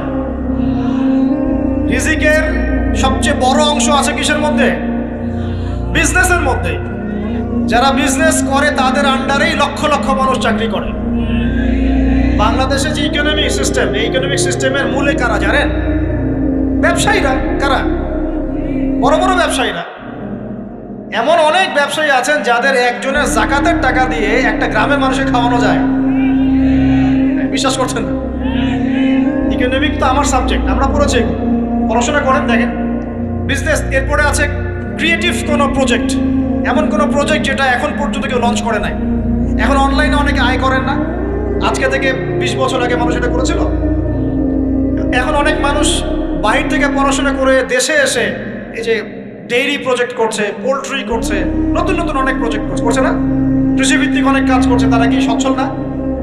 আমি একজন ভাইয়ের কথা জানি, যিনি আলহামদুলিল্লাহ আল্লাহর এই অধম বান্দার ওয়াজ শুনে সুদের চাকরি ছেড়ে দিয়েছিলেন। চাকরি ছেড়ে দিয়ে তিনি চায়ের বিজনেস শুরু করেন, চায়ের বিজনেস। তো ইদানিং জানলাম তিনি এখন মানুষকে টাকা ধার দেন। মাশাআল্লাহ, তিনি এখন মানুষকে টাকা ধার দেন চায়ের ব্যবসা করেই। আর আমাকে তো এখনো মানুষের কাছে হাত পাততে হচ্ছে। কথা বুঝতে পারেন নাই? আল্লাহ পাক তাকে সুদ ছেড়ে দেওয়ার জন্য সচ্ছল করে দিয়েছেন। এই ওসিলা দিয়েই তিনি সচ্ছল হয়েছেন আলহামদুলিল্লাহ। রিজিক কার হাতে? এটা বিশ্বাস করেন, রিজিক আল্লাহর হাতেই। আল্লাহ পাক চাইলে আপনাকে বেহিসাব রিজিক দিবেন ইনশাআল্লাহ। অতএব সুন্নতকে বিসর্জন দিয়ে নয়, সুন্নতে থাকেন, আল্লাহ পথ খুলে দিবেন ইনশাআল্লাহ। আল্লাহ পাক তৌফিক দান করুন। যুবক ভাইদেরকে বলছিলাম, তাহলে প্রথম কাজ আমাদের ইলম অর্জন করা, তারপরে কি ভাই? নামাজের পাবন্দ হওয়া, আর নামাজ ফরজের পাশাপাশি নফলগুলোও চর্চা করা। 3 নম্বর বলেছি রাসূলের সুন্নতের উপর একদম ইস্তেকামা, দৃঢ়ভাবে আমল করা। আর সুন্নত শিখতে হলেই তো 3 দিনের জন্য বেরিয়ে যান, 7 দিনের জন্য, 40 দিনের জন্য বেরিয়ে যান। সুন্নত শিখিয়ে আপনাকে বাসায় পাঠাই দেবে ইনশাআল্লাহ। পড়াবে না? অনেক মানুষ মনে করে যে তাদের ওখানে গেলে আমার আকীদা নষ্ট হয়ে যাবে, হ্যাঁ, তাই না? তারা বিভ্রান্ত, হ্যাঁ, নাউজুবিল্লাহ। স্বপ্নে পাওয়া ধর্ম, অনেকে টিটকারি মারে, স্বপ্নে পাওয়া ধর্ম। এসব ব্যাঙ্গের ছাতার মতো আদর্শের দিকে মুখ ফিরাবেন না। মাকবুল জামা, যেগুলো মাকবুল জামা, ক্লাসিক্যাল ইসলামের মধ্যে থাকেন, আপনি বিভ্রান্ত হবেন না। তারা আপনাকে কখনো খারাপ কাজে আদেশ করেছে? কত চোর ডাকাত মদখোর মানুষ সেখানে গিয়ে 5 ওয়াক্ত নামাজি হয়ে গেছে, সুদের ব্যবসা ছেড়ে দিয়েছে, মাদক ছেড়ে দিয়েছে, আল্লাহর ওলি হয়ে গেছে আলহামদুলিল্লাহ। তো আপনাকে তারা সুন্নত শিখিয়ে বাসায় পাঠিয়ে দিবে। এছাড়া আপনি অন্যভাবে শিখতে চাইলে শিখবেন, সমস্যা কি? যদি মাদ্রাসায় পড়ার তৌফিক থাকে তাহলে পড়বেন। সবাই কি মাদ্রাসায় পড়ার তৌফিক পাবে? পাবে না। নিঃসন্দেহে কিছু মানুষ তৌফিক পাবে, কিছু মানুষ হয়তো পাবে না। যারা পাবে না তারা দিন শিখবে কিভাবে? এভাবেই তো শিখবে। সুন্নতের উপর আমল করতে হবে, এটা সবচেয়ে বড় কথা। আল্লাহ পাক আমাদের সবাইকে সুন্নাহর উপর আমল করে তৌফিক দান করুন। 4 নম্বর ভাই, যৌবনকালে আমরা আমাদের সময়গুলোকে মূল্যায়ন করবো ইনশাআল্লাহ। কথা বুঝতে পারছি ভাই? সময় মূল্যায়ন কেমন? আপনার দিন রাতের একটা রুটিন থাকবে, এলোমেলো লাইফ লিড করবেন না। এই যে আমরা, আল্লাহ মাফ করুক, আমরা এখন 3টায় 2টায় 4টায় ঘুমাই, 12টা 1টা 2টায় উঠি, নাউজুবিল্লাহ। এতে করে কি আমাদের রুটিন লাইফটা ঠিক আছে? আমাদের খাওয়ার ঠিক নাই, আমাদের ঘুমের ঠিক নাই, আমাদের মানে খাবারের যে অভ্যাস, খাদ্যাভ্যাসও ঠিক নাই। আমরা একটু খেলাধুলা আগে করতাম, সেটাও এখন করি না। সারাদিন ফোন নিয়ে বসে থাকি, আর এই যে ইউটিউব ফেসবুকে বসে থাকি। গোল হয়ে বসে লুডো খেলে। গোল হয়ে কি করে? লুডো খেলে, অনলাইনে গেমস খেলে, অনলাইনে পাবজি খেলে, ফ্রি ফায়ার খেলে। আগে তো তাও ছেলে পেলে একটু ফুটবল খেলতো, ক্রিকেট খেলতো, আমরাও তো খেলেছি। ওই সময় তাও আলহামদুলিল্লাহ আমাদের ফিজিক্যাল ফিটনেস অনেক ভালো ছিল। এখন ওগুলো বাদ দিয়ে যে মানুষ পর্নোগ্রাফি দেখছে, লুডো খেলছে, পাবজি খেলছে, ফ্রি ফায়ার খেলছে, সারাদিন অনলাইনে বসে অথর্বর মধ্যে বসে আছে, এটা কি ভালো হচ্ছে? এজন্য অ্যাটলিস্ট ফজরের নামাজ পড়ে জিকির আজগার করে পড়াশোনা করে আধা ঘন্টা 1 ঘন্টা একটু খেলাধুলা করলে কি সমস্যা? একটু ফুটবল খেলেন, দৌড়াদৌড়ি করেন, জগিং করেন, একটু ব্যায়াম করেন, আল্লাহ পাক আপনাদের যৌবনে বরকত দান করুন, আমিন। এই কাজগুলো করতে হবে কিনা? ভালো না খারাপ? করেন। আর নিয়মতান্ত্রিক লাইফ লিড করবো আমরা, নিয়মতান্ত্রিক। আমার জীবনে একটা রুটিন থাকবে, এই রুটিনের বাইরে যাব না। পড়াশোনার রুটিন থাকবে, খেলার বা এক্সারসাইজ রুটিন থাকবে, খাওয়া দাওয়ার রুটিন থাকবে, দাওয়ার রুটিন থাকবে, আমি আলেমুল আমাদের কাছে যাবো, এই রুটিন থাকবে। একটা রুটিন লাইফ লিড করবেন, এলোমেলো জীবন যাপন করবেন না। আল্লাহ পাক আমাকে তৌফিক দান করুন, আপনাদের সবাইকে তৌফিক দান করুন।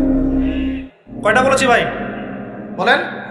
6 নাম্বার, যৌবনকালে সবচেয়ে বেশি বেঁচে থাকবো নারীর ফিতনা থেকে। কি থেকে ভাই? যৌবনকালে সবচেয়ে বেশি বেঁচে থাকবো কি থেকে? একটা হাদিস বলি, নবী সাল্লাল্লাহু আলাইহি ওয়াসাল্লাম বলেছেন, মা তারাকতু বা'দি ফিতনাতান আদাররু আলা রিজালি মিনান নিসা। আমি আমার পরে, নবীজি বলছেন, আমি আমার পরে পুরুষদের জন্য নারীদের চেয়ে ভয়ঙ্কর কোনো ফিতনা রেখে যাই নাই।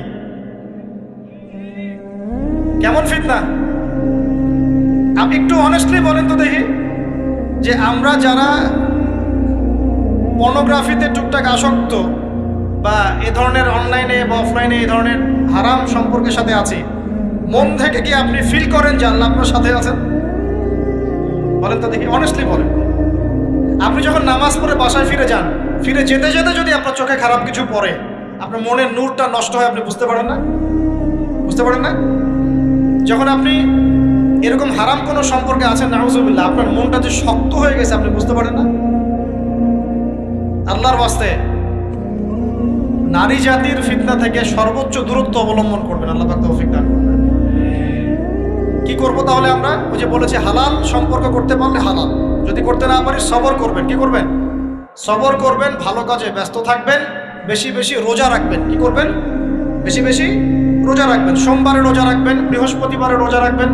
এভাবে আপনি আপনার জীবনটা গুছিয়ে নেন, আল্লাহ পাক প্রবৃত্তিকে নিয়ন্ত্রণ করার ক্ষমতা দিবে ইনশাআল্লাহ। এরপরেও যদি ভুল হয়ে যায়, হতে পারে এই যুগটা ফিতনার যুগ, চরম ফিতনার যুগ। যদি কোনো ভুল হয়ে যায়, খবরদার আপনি হতাশ হবেন না। ভুল হয়ে গেলে কখনো হতাশ হবেন না। হতাশা শয়তানের পক্ষ থেকে আসে, কখনো হতাশ হবেন না। দেন ওযু করে জায়নামাজে দাঁড়িয়ে 2 রাকাত নামাজ পড়ে আল্লাহকে বলবেন, আল্লাহ আমার ভুল হয়ে গেছে, আমাকে মাফ করে দাও। পারা যাবে ইনশাআল্লাহ। জীবনে কখনো হতাশ হবেন না। জীবনে যাই হয়ে যাক না কেন, কখনো হতাশ হবেন না। মনে রাখবেন, আল্লাহ আপনার রব, আল্লাহ আপনার সাথে আছেন ইনশাআল্লাহ। অতএব নারীর ফিতনা থেকে নিজেকে বাঁচিয়ে রাখার চেষ্টা করুন, আল্লাহ পাক তৌফিক এনায়েত করুন। 7 নাম্বারটা হচ্ছে, এই সমাজ আপনাকে যেভাবে শেখায়, কিভাবে শেখায়?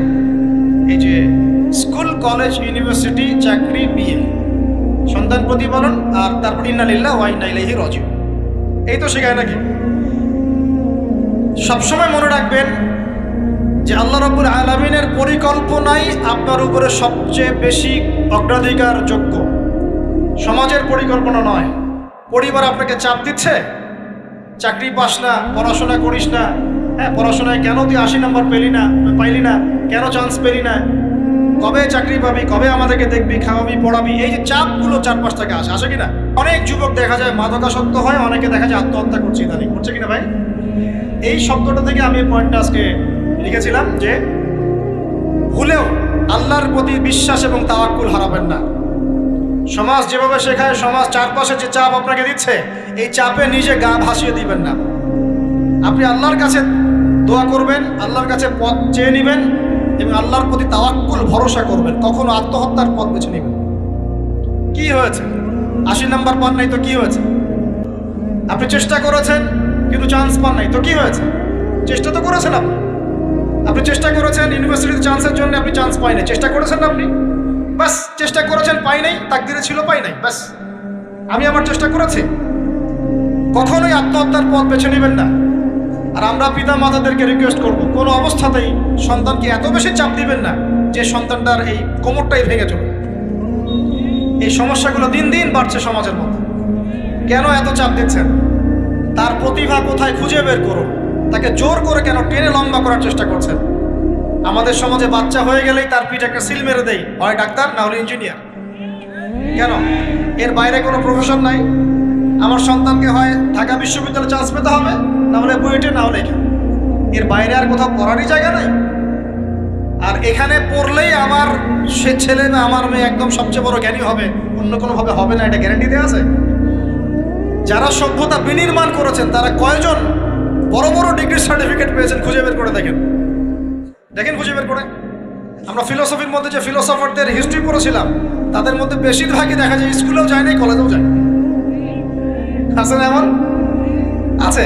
আমি বলছি না আপনারা যাবেন না, আমি বলছি জ্ঞানের মানদণ্ড এটাই নয় যে আমার সার্টিফিকেট অর্জিত হয়েছে, সার্টিফিকেটটাই জ্ঞানের মানদণ্ড নয় তো। হ্যাঁ, প্রতিযোগিতার একটা জগৎ আছে, আমাকে সে জগৎ উতরাতে হবে। আপনি চেষ্টা করবেন, যদি না হয় তাকদীরে ছিল, হয় নাই, ব্যাস হয়। আমাকে আল্লাহ পাঠিয়েছেন তার ইবাদত করার জন্য, এখানে আত্মহত্যা করার জন্য আল্লাহ আমাকে পাঠান নাই। আমার জীবন যদি দিতেই হয় তাহলে আল্লাহর জন্য দিব ইনশাআল্লাহ। ঠিক আছে কথা? ব্যাস, দুনিয়ার জন্য নয়। আল্লাহ পাক বোঝার তৌফিক দান করুন। কটা বললাম? 7টা না 8টা? 7টা। 8 নাম্বারটা ইম্পর্টেন্ট এবং এটা আপনাদের জন্য মজাদার। সেটা হলো 8 নাম্বারটা বেশি ইম্পর্টেন্ট। এটা হচ্ছে দিনের পথে চলার ক্ষেত্রে আপনি অনেক রকম মতবাদ পাবেন সামনে। কেউ বলবে আমারটা সঠিক, কেউ বলবে না ওরটা নয়, আমারটা সঠিক, কেউ বলবে না আমার দলটা সঠিক, কেউ বলবে না ওর সংগঠন সঠিক। এগুলো আপনার কান ভারী করে ফেলবে। তখন মনে হবে যে আগেই ভালো ছিলাম রে ভাই, নামাজ পড়তাম না। এখন নামাজ পড়া শুরু করে দেখলাম যে আরে হাতটা বাঁধবো কোথায়, এটাই তো ফিক্স করতে পারতেছি না। আর আমার কিছু তো অভিজ্ঞতা আছে ভাই, নাকি ভাই? ওরা আমাকে একটা কথা বলে, সেটা হলো সমাজে কিছু ইখতিলাফি মাসআলা আছে, এই মাসআলাগুলো কানেও ঢুকাবেন না। আপনি ইবাদতের মধ্য দিয়ে আল্লাহকে পাওয়ার চেষ্টা করুন। এবং চিরায়ত একটা ইসলাম আমরা ফলো করছি না, এই ইসলামের মধ্যে এমন কিছু নাই যেটা আপনাকে জাহান্নামে নিয়ে যাবে, এমন কিছু নাই। হ্যাঁ, প্রত্যেকটা ঘরানার মধ্যে কিছু বিভ্রান্ত মানুষ থাকতে পারে, এমন কিছু মানুষ এমন আমল করছে যে আমলটা হয়তো কোরআনে এবং হাদিসে নাই। এটা তার সমস্যা, কোরআন সুন্নাহর সমস্যা নয়। কথা বুঝতে পারছেন? এটা তার সমস্যা, সেইটাকে সেই বেদাতটা করছে, সেই শিরকটা করছে। তার মানে এই নয় যে কোরআন হাদিস আমাকে শিরক শিখিয়েছে, বেদাত শিখিয়েছে। কোরআন এবং হাদিসে যেটা আছে এটা সুন্দর, এবং এটা চিরায়ত একটা ক্লাসিক্যাল ইসলাম আমাদের কন্টিনেন্টে আছে, বাংলাদেশে আছে। এখানে থাকলে আপনি বিভ্রান্ত হবেন না ইনশাআল্লাহ তাআলা। বরেণ্য ওলামায়ে কেরামদের কাছে গিয়ে অন্তত একজন হকপন্থী আলেমের সাথে পরামর্শ করে আপনি আমল করার চেষ্টা করুন। আর যে বিষয়গুলো নিয়ে ইখতিলাফ আছে এগুলো নিয়ে সমাজে মত পার্থক্য সৃষ্টি করে সমাজটাকে বিভক্ত করতে যায় না। আল্লাহর ওয়াস্তে মসজিদ ভাগ করতে যায় না, সমাজকে ভাগ করতে যায় না। জাতিগত ঐক্যটা রক্ষা করেন, আল্লাহ পাক বোঝার তৌফিক দেন। আর যদি মানুষের মধ্যে খারাপ কিছু দেখি, ওই খারাপ কিছু বিষয়টা আমি এড়িয়ে যাবো। আর কোনটা ভালো কোনটা খারাপ আমি বুঝবো কিভাবে? আমি 10 জন আলেমের সাথে পরামর্শ করবো, বাস। আমি এত বড় আলেম নই, তাহলে আমি 10 জন আলেমের সাথে পরামর্শ করবো যে হুজুর এই বিষয়টা চলছে, এটা সম্পর্কে আসলে বিষয়টা কি। একটা ঘরানার দিকে কখনো আপনি সাম্প্রদায়িকভাবে বায়াস্ট হয়ে যাবেন না। আপনি আপনার চিন্তাটাকে লিবারেল রাখবেন, হকটা যেখানে পাবো সেটা নিয়ে পরিচয়। এমন নয় যে উনি বলেছেন বলেই হক, আর কারোটা নিব না, ওনারটাই নেব, এভাবে চিন্তা করবেন না। হক যেখানে আছে সেখানে যাবেন আপনি। আল্লাহ পাক আমাদেরকে বোঝার তৌফিক দান। আর যে ইখতিলাফগুলো আছে এগুলো নিয়ে সমাজকে বিভক্ত করতে যায় না, মতানৈক্য নিয়েই ঐক্য হবে ইনশাআল্লাহ তাআলা। আল্লাহ পাক আমাদেরকে এই কথাটা বোঝার তৌফিক দান। আর শেষের দুটো হলো যৌবনকালে আমরা আমাদের পরবর্তী জীবনের প্রস্তুতি গ্রহণ করবো ইনশাআল্লাহ। কারণ বার্ধক্যের জীবনে আপনি কিন্তু এই কাজগুলো এখন করতে পারছেন, সেগুলো পরে পারবেন না। অতএব এই সময়ই আপনি আপনার রিজিকের একটা অংশ সঞ্চয় করার চেষ্টা করুন, কিছু সাস্টেইনেবল অ্যাসেট করার চেষ্টা করুন, যাতে পরবর্তী বয়সে গিয়ে আপনাকে দিনের দিকে কাজ করার জন্য দুনিয়ার ফিতনায় পড়তে না। আল্লাহ পাক আপনাদেরকে হালাল রিজিকের ব্যবস্থা করে দিন, আমি দোয়া করি আল্লাহুম্মা আমিন। আর সবশেষ যেটা বলতে চাচ্ছিলাম, দেখুন যৌবনকালে আমরা যা করতে পারবো অন্য সময় পারি না।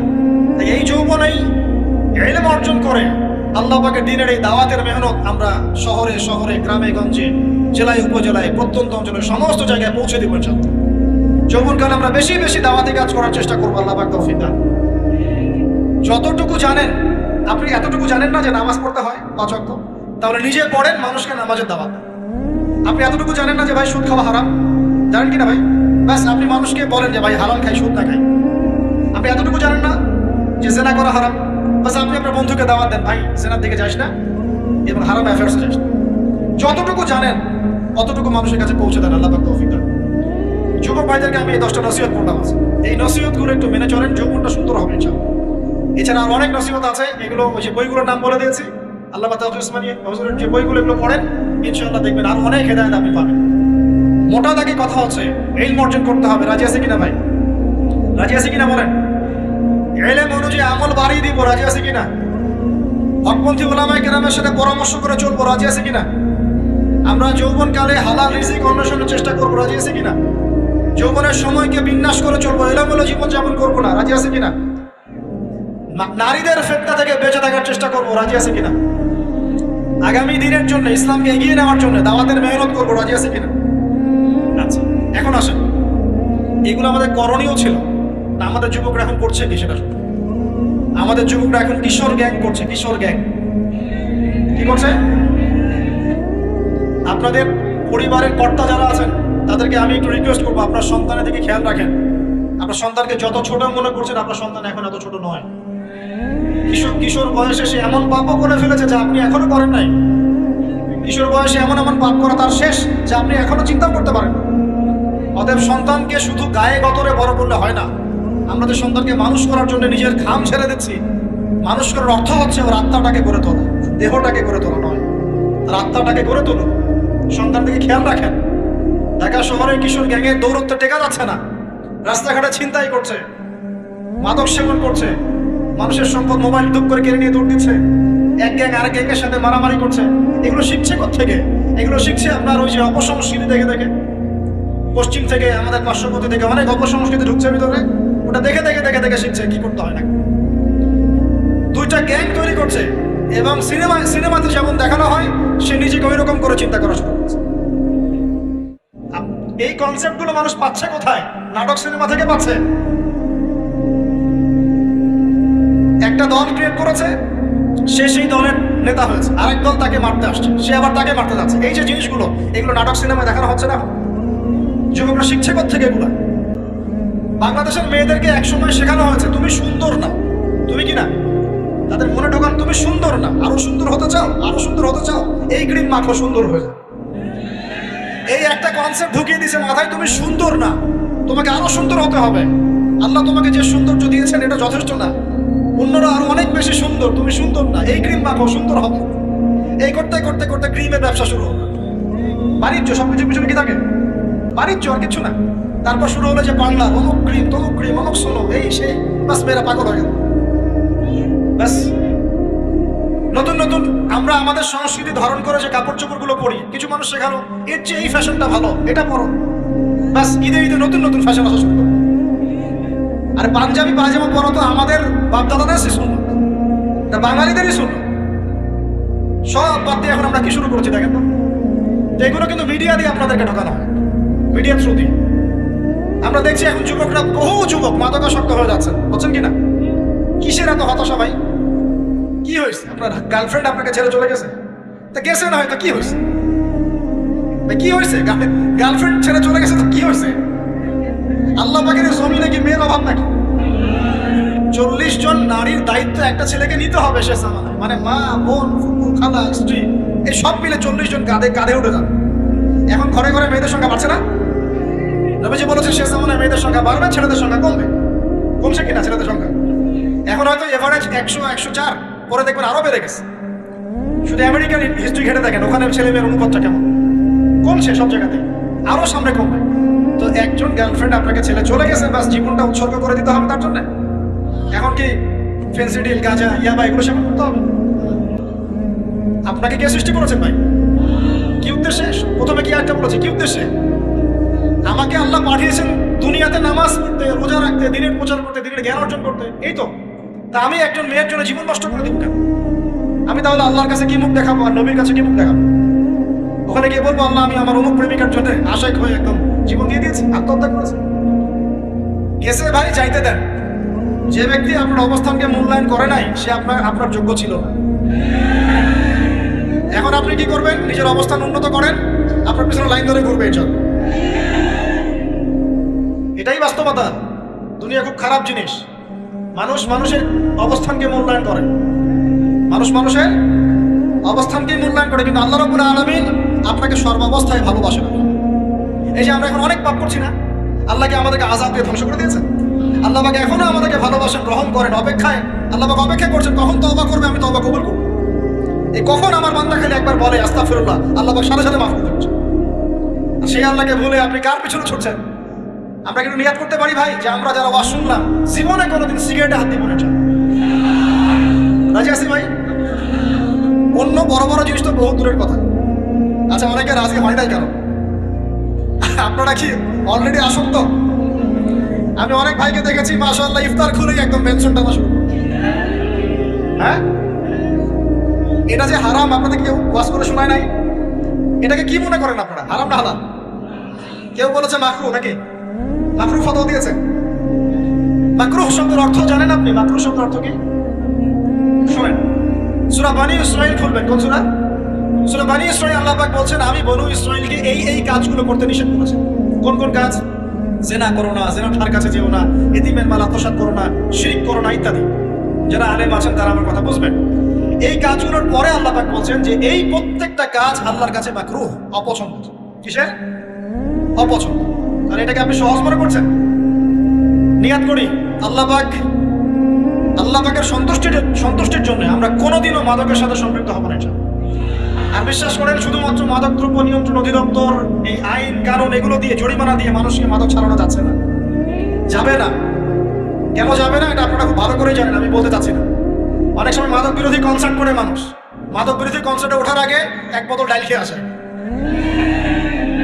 এগুলো কি বাস্তব কথা বলছি না অবাস্তব কথা বলছি? আমাদের যুবক ভাইরা কোশ্চিন কেন মাদকের ধার কাছে যাবেন না?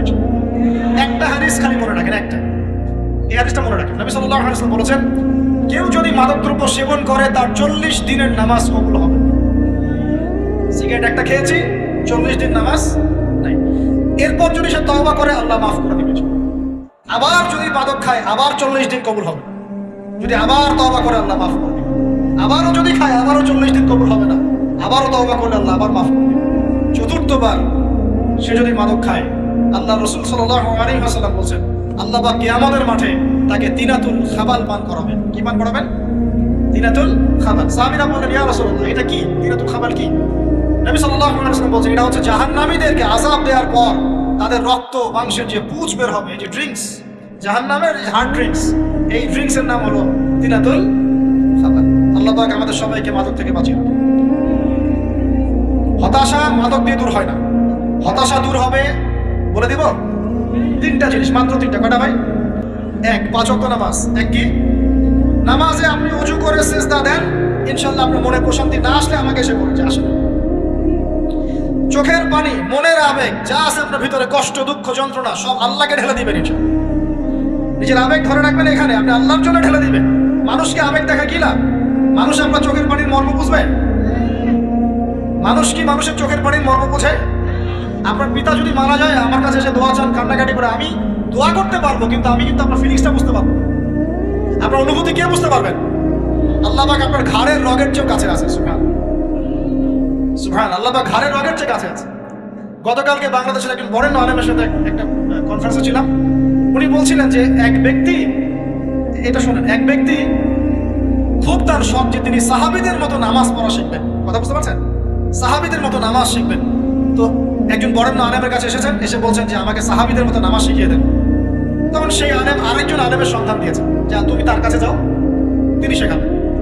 তো সেই ব্যক্তি একটু অবাক হয়েছেন, কারণ যাকে প্রশ্ন করেছিলেন তিনি অনেক বড় মুহাদ্দিস, আর যার কাছে পাঠানো হচ্ছে তিনি অত বড় মুহাদ্দিস নন কিন্তু আবেদ, আমল করেন। তাকে গিয়ে বলছেন উনি আমাকে পাঠিয়েছেন সাহাবী মারা নামাজ শিখিয়ে দেন।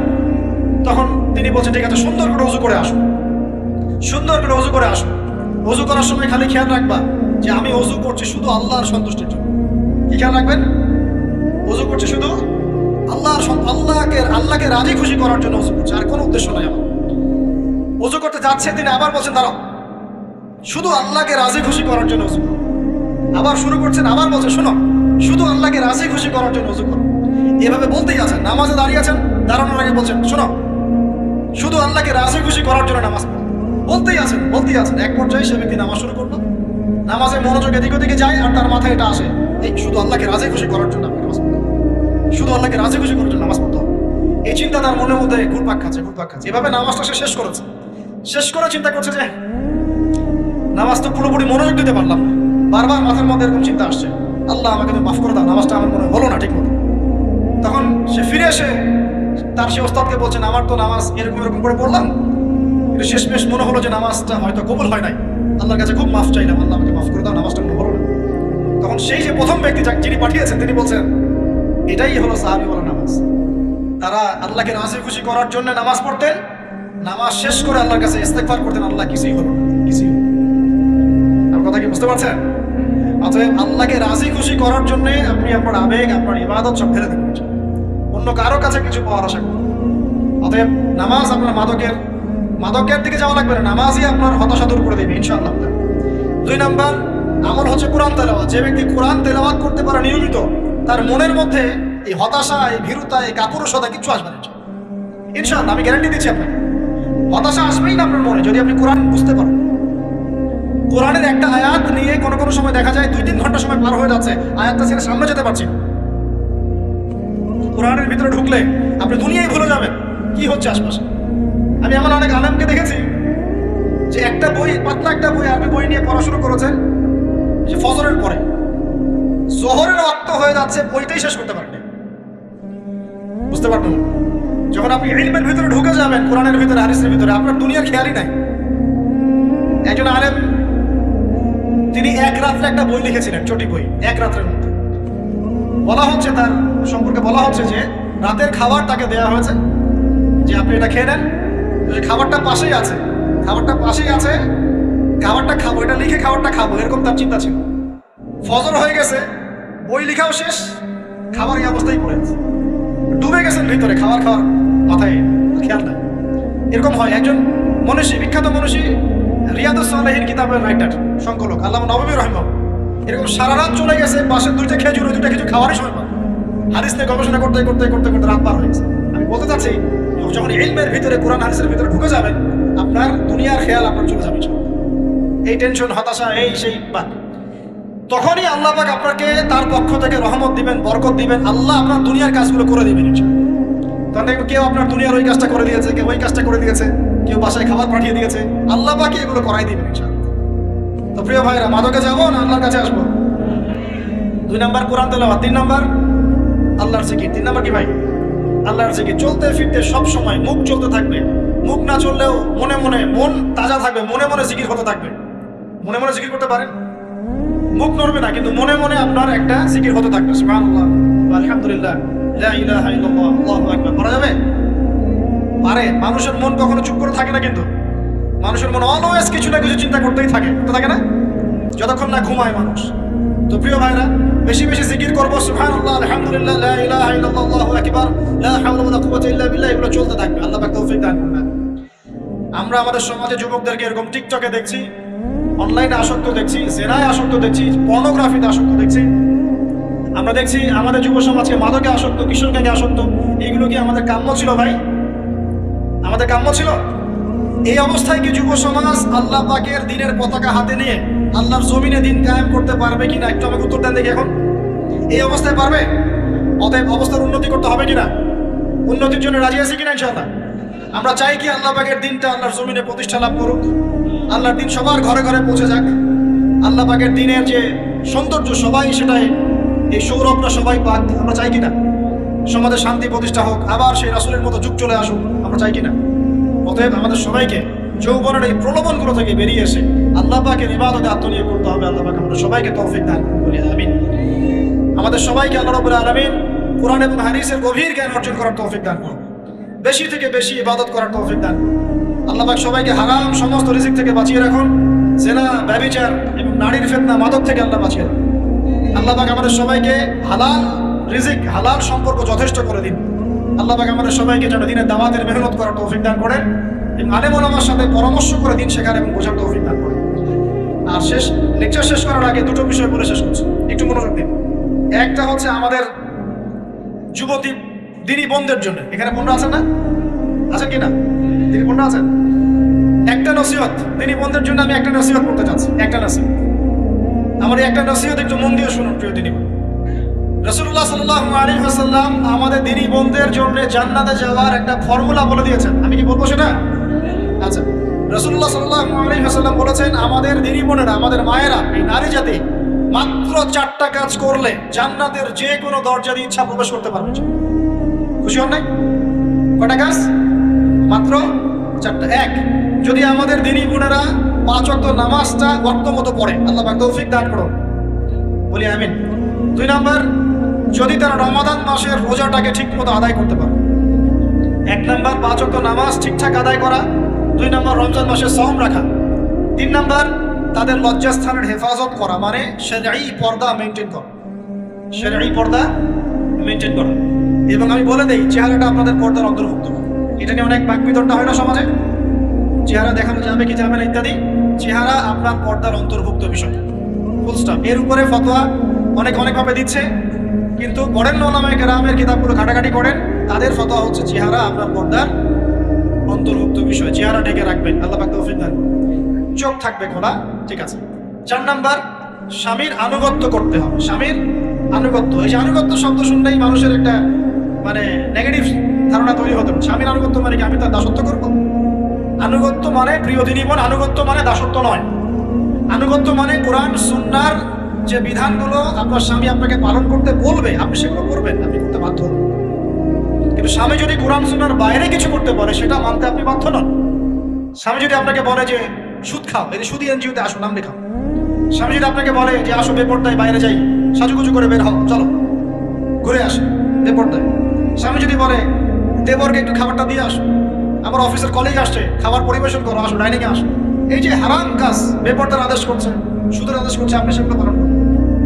কিন্তু হালাল বৈধ যে কোনো বিষয়ে আপনি স্বামীর আনুগত্য করবেন, এটা আপনার ফরজ। এই 4টা কাজ যদি আপনি করতে পারেন, জান্নাতের যে কোনো দরজা দিয়ে ইচ্ছা আপনি প্রবেশ করতে পারবেন ইনশাআল্লাহ।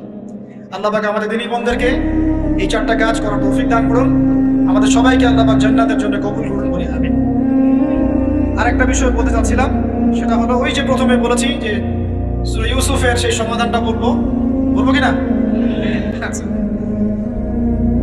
সূরা ইউসুফটা ইনশাআল্লাহ আমি আরেকদিন পুরো সূরাটা সংক্ষিপ্ত করে আলোচনা করবো ইনশাআল্লাহ। যদি একটা লেকচারে সম্ভব হবে বলে মনে হচ্ছে না আমার কাছে, 2টা বা 3টা লেকচারে নিয়ে আসবো ইনশাআল্লাহ। তবে আজকে একটা চিস্ট খালি বলছি। ইউসুফ আলাইহিস সালামের জীবনটা খুবই ট্র্যাজেডিপূর্ণ। নবীর পরিবার থেকে ভাইদের শত্রুতায় ওই যে কূপে চলে গেলেন, কূপ থেকে চলে আসলেন মিশরের বাজারে, সেখান থেকে বিক্রি করে দেওয়া হলো তাকে, রাজা তাকে কিনে নিলেন, তারপরে সেখানে তিনি বড় হতে লাগলেন রাজপ্রাসাদে। তারপরে ওই যে রাজার কি স্ত্রী তাকে সেনার জন্য আহ্বান করেছিল, সেখান থেকে তিনি জেলখানায় চলে গেলেন, আবার জেলখানা থেকে আবার মিশরের খাদ্য মন্ত্রণালয়ের দায়িত্ব পেলেন, তারপরে তিনি মিশরের শাসকের দায়িত্ব পেয়ে গেছেন, তাই তো? আচ্ছা, এর মধ্যে একটা জায়গা খালি বলবো আজকে। টপিকটা কি দিবা তোমরা? টপিকটা হচ্ছে চলমান বৈশ্বিক অর্থনৈতিক সংকটে ইউসুফ আলাইহিস সালামের সমাধান। মনে থাকবে? চলমান এই বৈশ্বিক অর্থনৈতিক সংকটে ইউসুফ আলাইহিস সালামের সমাধান কিছু। ইউসুফ আলাইহিস সালাম জেলখানায়, কোথায় বলেন তো? জেলখানায়। তখন 2জন ব্যক্তি তাকে বলছে, ইউসুফ, আমরা 2জন দুটো স্বপ্ন দেখেছি, তুমি কি স্বপ্নের ব্যাখ্যা দিতে পারবে? আমরা তোমাকে সত্যবাদী বলে মনে করি। ইউসুফ আলাইহিস সালাম বলছেন, খাবার আসার আগেই তোমাদেরকে স্বপ্নের ব্যাখ্যা দিই। একজন বলছে, আমি দেখলাম আমার মাথায় রুটি রাখা আছে, আর পাখি এসে রুটির থেকে খেয়ে ফেলছে। আমার কথা বুঝতে পারছেন কিনা ভাই? আচ্ছা, 2 নাম্বার, দ্বিতীয় ব্যক্তি বলছে, আমি দেখলাম আমি শরাব পান করাচ্ছি আমার মনিবকে। কথা বুঝতে পারছেন? এখন ইউসুফ আলাইহিস সালাম বলছেন, তুমি যে শরাব পান করাচ্ছ মনিবকে, তোমাকে অতি সত্বর মুক্তি দেওয়া হবে ইনশাআল্লাহ। আর যার মাথার উপর থেকে রুটি খেয়ে নেওয়া হচ্ছে, তাকে শুলদণ্ড দেওয়া হবে, মৃত্যুদণ্ড দেওয়া হবে। কি বললেন? একজনকে দেওয়া হবে মৃত্যুদণ্ড, একজন কি হবে? ছাড়া পাবে। আর যাকে মনে হলো যে এই ছাড়া পাবে, ইউসুফ আলাইহিস সালাম বললেন, তুমি যখন ছাড়া পাবে, তোমার মনিবের কাছে, মালিকের কাছে আমার কথা বলো, আমার কথা আলোচনা করো। কিন্তু শয়তান তাকে ভুলিয়ে দিল, সে আর কথা বলতে পারবে। আরো কয়েক বছর চলে গেল, ইউসুফ আলাইহিস সালাম তখনও জেলেই আছে। একদিন এই রাজা স্বপ্ন দেখলেন। কি স্বপ্ন দেখলেন? যে 7টা পাতলা পাতলা গাভী, মোটা মোটা 7টা গাভীকে খেয়ে ফেলছে। 7টা কি গাভী? জীর্ণ শীর্ণ গাভী, 7টা মোটা তাজা গাভীকে খেয়ে ফেলছে। আর দেখলেন 7টা সবুজ শীষ। শীষ বোঝেন কিনা? এই ধানের শীষ না, আমার সবুজ শীষ। আর দেখছেন এই যে শীষ মরে গেলে যেমন দেখায় না একটা রং, এরকম শীষ। এখন রাজা খুব চিন্তিত হয়ে পড়লেন যে আসলে এই স্বপ্নের কি ব্যাখ্যা। তিনি সবাইকে ডেকে বললেন, স্বপ্নের ব্যাখ্যা কি তোমরা জানো? তখন রাজ্য পরিষদের এই যে এমপি মন্ত্রী যারা আছে তারা বলছে না এটা কি স্বপ্ন, আর এটা একটা বাজে স্বপ্ন, উদ্ভট স্বপ্ন, আমরা এটার মানে জানি না। আমরা হলো তাই তো বলতাম নাকি ভাই? কিন্তু ওই ব্যক্তি স্মরণ হয়ে গেল যে ছাড়া পেয়েছে, আরে ইউসুফ তো স্বপ্নের ব্যাখ্যা দিতে পারে। দৌড়ে গেলেন তিনি জেলখানায়। ইউসুফ আইয়ুহা সিদ্দিক, হে সত্যবাদী নবী ইউসুফ, আমাকে কি এই স্বপ্নের ব্যাখ্যা বলতে পারবেন? 7টা জীর্ণ শীর্ণ গাভী 7টা মোটাতাজা গাভী খেয়ে ফেলছে। ইউসুফ আলাইহিস সালাম এই স্বপ্ন শুনে বললেন, ইউসুফ আলাইহিস সালাম শুধু স্বপ্নের ব্যাখ্যাই দিলেন না, বরং এই স্বপ্ন যে সত্য এটা তিনি বিশ্বাসও করলেন। এই স্বপ্ন একটা সমস্যাকে নির্দেশ করছে এটাও বুঝে ফেললেন, এই সমস্যার সমাধানও তিনি দিয়ে দিলেন। বলেন সুবহানাল্লাহ। আমার কথা বলছেন, ইউসুফ আলাইহিস সালাম স্বপ্নের ব্যাখ্যা দিচ্ছেন না, বরং স্বপ্নটা যে সত্য তিনি মেনে নিচ্ছেন এবং এই স্বপ্নের ফলে একটা সামনে খারাপ সময় আসতে যাচ্ছে এটা তিনি বিশ্বাস করছেন এবং এর সমাধান তিনি জাতিকে দিচ্ছেন। ইউসুফ আলাইহিস সালাম বলছেন, তোমাদের সামনে 7 বছর দুর্ভিক্ষ হবে। কি হবে বলেন? 7 বছর। সারা বিশ্বের অর্থনৈতিক প্রেক্ষাপট একটু বিবেচনা করেন তো, যে আমরা একটা খারাপ সময় দিকে যাচ্ছি না আস্তে আস্তে, এবং নীরব একটা দুর্ভিক্ষ সারা ওয়ার্ল্ডে চলছে না? করোনার সময় ছিল, ওই সময় একটা সমস্যা ছিল, ইউক্রেন রাশিয়ার ইস্যু ছিল, আরো অনেক ইস্যু আছে, শুধু এগুলো ইস্যু না, অপচয় ইস্যু আছে, দুর্নীতি ইস্যু আছে, জুলুম আছে, তারপরে যে পারমাণবিক ক্ষেত্রগুলো আছে, বড় বড় পরাশক্তিদের চাপ আছে, অনেক ব্যাপার আছে, রিজার্ভ কমে যাওয়া, অনেক বিষয় আছে। সারা বিশ্ব একটা অর্থনৈতিক মন্দা দেখছে কিনা? ইউসুফ আলাইহিস সালাম বলেন, 7 বছর তোমাদের এখানে প্রচুর ফসল ফলবে। এটা 7টা সবুজ শেষ, প্রচুর ফসল ফলবে তোমাদের এই অঞ্চলের মধ্যে। তোমরা একটা কাজ করো, তোমরা ওই 7 বছরের ফসলের যতটুকু অংশ তোমাদের না খেলে নয়, অতটুকু দিয়ে তোমরা তোমাদের জনগণের চাহিদা পূরণ করো, আর বেশি অংশটাকে রিজার্ভ করে রেখে দাও। আমার কথা বুঝতে পারছেন? ইউসুফ আলাইহিস সালাম বলছেন না যে স্বপ্নটা সত্য, তিনি সমাধান দিচ্ছেন উল্টা। এটা তো হবে সামনে, স্বপ্ন সত্য মিথ্যা তো দূরের কথা, এটা সামনে হতে যাচ্ছে। 7 বছর তোমরা প্রচুর ফসল ফলাবে, এই ফসলের একটা বড় অংশ রিজার্ভ করে রেখে দিও, আর বাকি অংশটা দিয়ে তোমরা জনগণের চাহিদা পূরণ। মানে অপচয় করা যাবে না, যাবে কোনো সম্পদ অপচয় করা যাবে। এরপর তোমাদের সামনে আসবে 7টা বছর দুর্ভিক্ষের বছর, আকাশ বৃষ্টি বন্ধ করে দেবে। আকাশ কি করবে? বৃষ্টি বন্ধ করে দেবে। তার মানে ওই 7 বছর আমরা কিভাবে চলবো তাহলে? এই যে রিজার্ভ করেছি, এই রিজার্ভ বা সঞ্চিত সম্পত্তি আমরা 7 বছর চলবো। এরপরে আল্লাহ রাব্বুল আলামিন 8ম বছরে আকাশ থেকে বৃষ্টি বর্ষণ করবেন, আবার ফসল ফলবে। কথা কি বুঝতে পারছেন? এই ব্যাখ্যা অন্যরা দিতে পারলো না, ইউসুফ আলাইহিস সালাম দিতে পারলেন। এই ব্যক্তি দৌড়ে গিয়ে রাজাকে বলল, এই হলো স্বপ্নের ব্যাখ্যা। রাজা ইউসুফ এই স্বপ্নের ব্যাখ্যা দিয়েছেন। রাজা কত বিচক্ষণ ছিলেন, রাজা সত্য মিথ্যা চিনতেন, তিনি বুঝতেন যে আসলেই সত্য কাকে বলে, মিথ্যা কাকে বলে। এই আমার এমপি মন্ত্রীরা শোনো, তোমরা কেউ সমাধান দিতে পারো নাই, ইউসুফ সমাধান দিয়েছে। ইউসুফকে আমার কাছে নিয়ে আসো, আমি তাকে আমার কাছে নিকটে আসন দিব। এবার ইউসুফ আলাইহিস সালামকে ডেকে তিনি সম্মানিত করলেন, সম্মানিত করে বললেন যে কোন দায়িত্ব দিলে তুমি আমাদের এই রাজ্যটাকে বাঁচাতে পারবে এই দুর্ভিক্ষের হাত থেকে? ইউসুফ আলাইহিস সালাম নিজে বলছেন, আমি হচ্ছে বিশ্বস্ত মানুষ, আমি হচ্ছি রাজুলুন আমিন, আমি বিশ্বস্ত এবং আমি আস্থাভাজন। আমাকে আপনি খাদ্য মন্ত্রণালয়ের দায়িত্ব দেন, ইনশাআল্লাহ আমি এই প্রবলেমগুলো সলভ করব।